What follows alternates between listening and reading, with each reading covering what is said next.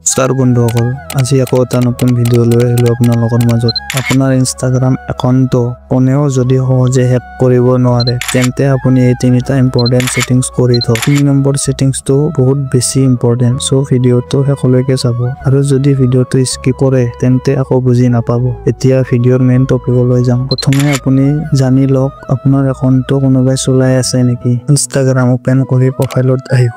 ওপৰত তিনিটা বাৰ দেখিছে, তাত ক্লিক কৰিব। একাউণ্ট চেণ্টাৰত গৈ পাছৱৰ্ড এণ্ড চিকিউৰিটি অপশ্যন যাওক। URL লগইন, আপোনাৰ যিটো একাউণ্ট ডিটেইলছ চাব লাগে সেই একাউণ্টটো ক্লিক কৰিব। যদি আপোনাৰ ফোনৰ বাহিৰে বেলেগ ফোনৰ নেম দেখে, ক্লিক কৰি লগ আউট কৰি দিব আৰু পাছৱৰ্ডটো চেঞ্জ কৰি ল'ব।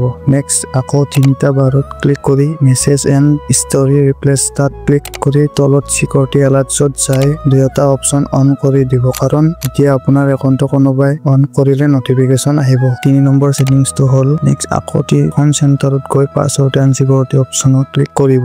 নেক্সট আপোনাৰ একাউণ্টটো চিলেক্ট কৰি অথেণ্টিকেশ্যন অন কৰি দিব। আৰু যদি আপুনি আপোনাৰ একাউণ্টটো লগইন কৰিলে হোৱাটছএপত কোড অহা কৰিব বিচাৰে, তেন্তে SMS অৰ হোৱাটছএপ তাত ক্লিক কৰি নাম্বাৰ এড কৰি অন কৰি দিব। এতিয়া আপোনাৰ একাউণ্টটো পুৰা ছেফ।